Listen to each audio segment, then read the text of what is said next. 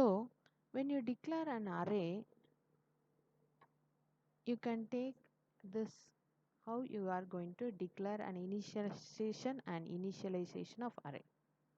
So declaration and instantiation and initialization, either you can do it like this, or you can give here like this. Either you can declare and instantiate alone.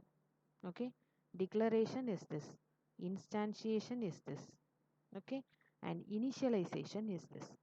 But if you want to give all the three in a single line, then you can give like this: declare, instantiate, and initialize.